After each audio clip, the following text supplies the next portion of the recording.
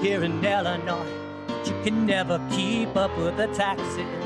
Oh, how it's always been the plan to have a taxpayer pay, no doubt. Not a matter of if anymore, but when you're moving out. I said, when you're moving out.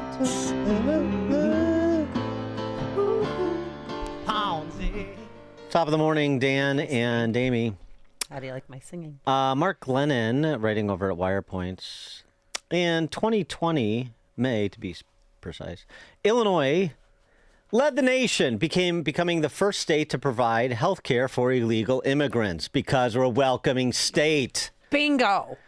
The initial coverage, this was proposed by then State Representative Delia Ramirez, who was rewarded for her policy leadership by being made a member of Congress. The initial coverage Ramirez proposed for those 65 and older, tucked in a 465-page budget implementation bill. The program is the program to provide health care for illegal immigrants 65 and older was projected to cost $2 million per year, according to Delia Ramirez. Well, you just make it up. Sounds like that's not $2 million. I mean, to be a welcoming city, that's a small price to pay. Of course, that was bandied about because it's a small price to pay. And as long as she's inventing numbers, we might as well do her solid and repeat those. And that's what politicians did. J.B. Pritzker signed the bill. Of course he did. Mm-hmm. And then did he hand out pens to people that were there? The cost of the program blew through that $2 million estimate in the first month of the program's operation. Department of Health and Healthcare and Family Services put the cost for the initial group of senior non-citizen coverage at $190 million between March 2022 and February 2023. But I mean, so Delia Ramirez was only off by a factor of 94, which is not bad for an Illinois politician. Not bad. And then we've kept it going and we've expanded it, as we talked about yesterday when I was railing against this line of attack on House Republicans and Trump, MAGA, as imposing draconian cuts on Medicaid, when in point of fact, at the state level, in a place like Illinois and California, it is the state and city politicians that are the fraudsters. They're the ones cutting, quote unquote cutting, because they've bastardized the program and they can't afford it. And so the people it's intended to benefit are the ones who lose out. So right now you have Jelly Belly running around talking about 1 million people are going to be kicked off of Medicaid because of those heartless MAGA bastards in D.C., when the heartless bastard is Jelly Belly. For more on this, Ted Dabrowki, president of Wirepoint, wirepoints.org, joins us. Ted. Good morning, Dan. Good morning, Amy. Do I have that about right? Yeah, you have it about right. Maybe a little too soft. Oh, thank you. Yeah, well, we were. I tried to say this the other day. We were like the suckers. The Fed said that they would pay for, if we added close to 1 million new people onto Medicaid in Illinois, they'd pay for 9 out of every $10. And, we took them on that. So, we only had to pay $1 for every 10. But we knew that at some point the feds were going to come and take that money away and we'd be left holding the bag. This is why smart states said no, like Wisconsin said no to expansion. Right. And we did. And here we are. They don't have that problem. And here we are, talking about, kicking 1 million people off. Right. So and the blame shifting back to the feds is just the cover story for these politicians, and they figure they'll get away with it because nobody cares enough about Illinois other than us in this show, you at Wirepoints, to chime in on this. Yeah, and what's going to happen is eventually, at some point, the federal government, and I think this is always the case because at the beginning they paid for 100% of these new Medicaid enrollees. They took it down to 90%, and we know all along they're going to reduce it. So when the federal government reduces the funding, they're not cutting enrollment.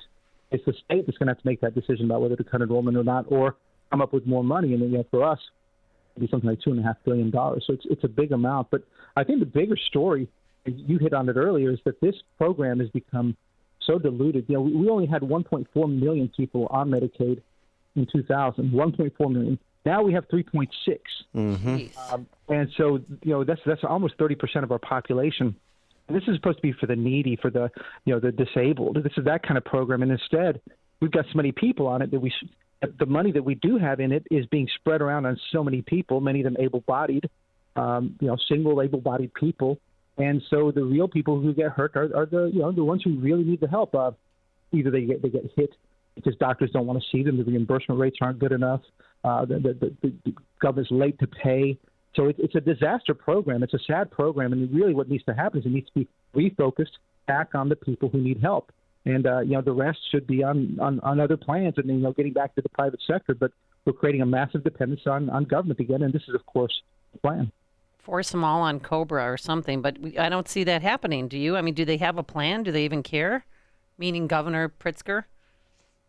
No, he doesn't have a plan because this is what a lady I did an interview with the other day. She said we're proud that we have 3.6 million people on Medicaid. Oh. And I said, that's exactly backwards. Your goal should be to have very, very few people. If you're running a good state, with high employment and growth, you don't want people on Medicaid. You want people to be on the free market independent. And that's how backwards it is. So Pritzker wears it as a badge of honor. If he could have, all 12 million people on Medicaid, he would. Yeah, and then you just pull a Bernie Sanders and you call it Medicare for all. I mean, that's what you wouldn't call it Medicaid for all, but you call it like Illinois Care for All or something. Medicaid has a negative connotation as health insurance of last resort, so you don't want to feature it, but you do want the dependency, you do want the entitlement expanded because hey, I'm getting something I don't have to pay for. What a deal! I better stick with the people who gave it to me.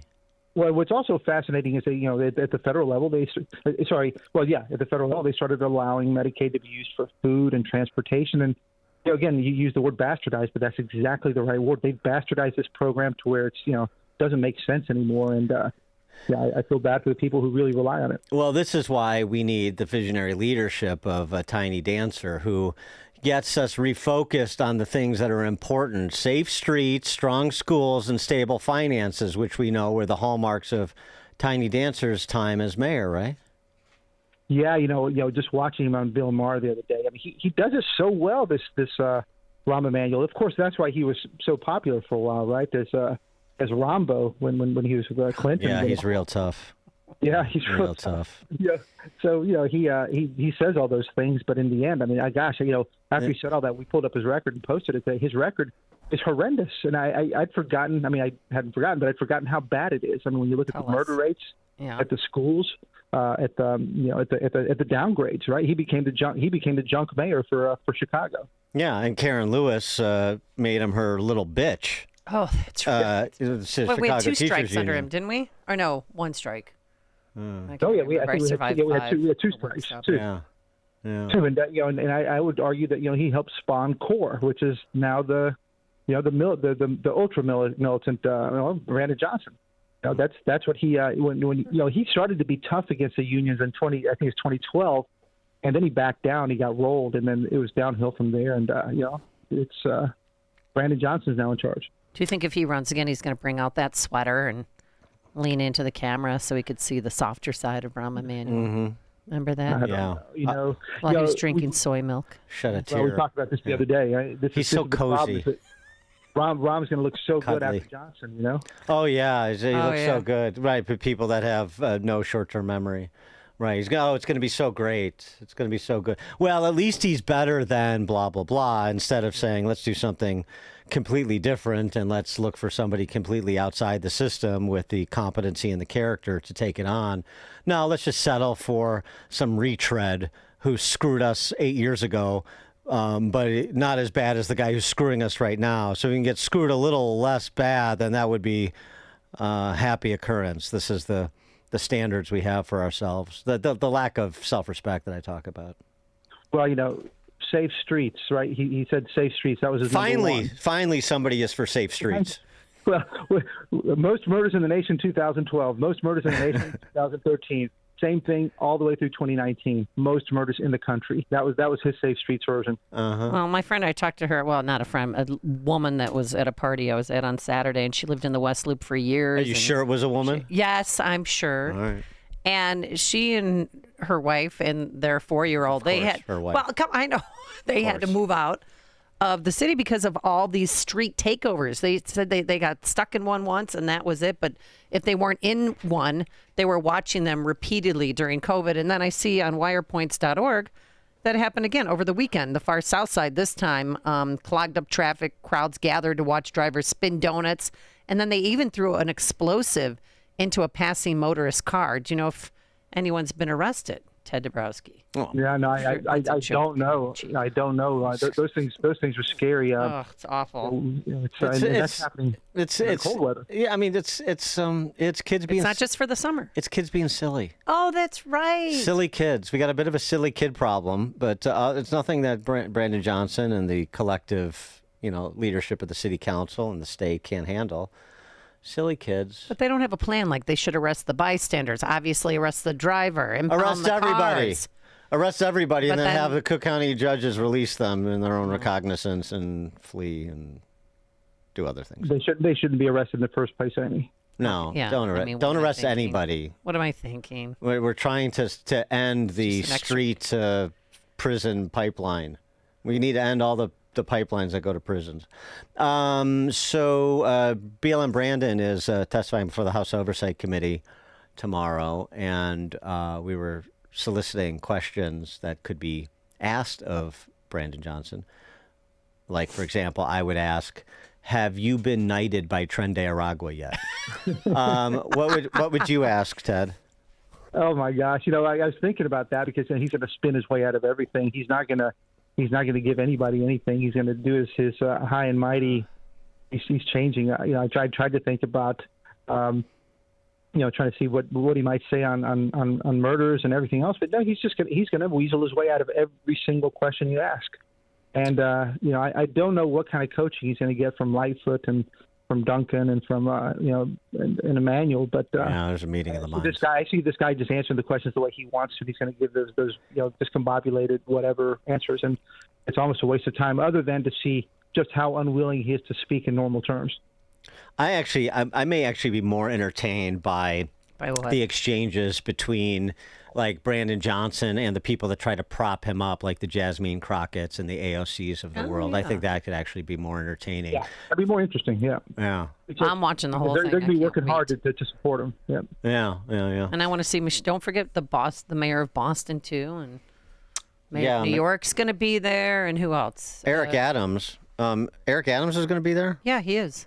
Eric Adams, much like all of these mayors too, it's very interesting. I don't know if you caught this one, but Adams is a slippery character too, and he goes off on these tangents sometimes, like when he compares himself to Jesus. I am the symbol of black manhood in this city, in this country, and what it represents. I'm the mayor of the most powerful city on the globe. And people need to recognize that. Yeah, he does that. He does that sort of thing, and then That was weird. yeah, and then just recently he compared himself to like To who? to Jesus, how they crucified Jesus. That's what's happening to him by Oh, that already happened to Bloggo too. some black people are crucifying him like Jesus was crucified. Well, how's Johnson? Johnson's got to come up with something to beat that, though. Yeah, That's a lot more than Johnson has done. Yeah, maybe he'll he'll borrow from Clarence Thomas, like this is a high-tech lynching of an uppity black man or something like that. Because you got to put a racial spin on it. That's all he does. So something's going to be about race. Well, I hope so. Not I mean, the whole. I like any line of questioning. any great act, you want to see them play their favorites. Okay. And so I want to see him do what he do. Ted Dabrowski, President Wirepoints, wirepoints.org. Thanks, Ted. Thank you, guys.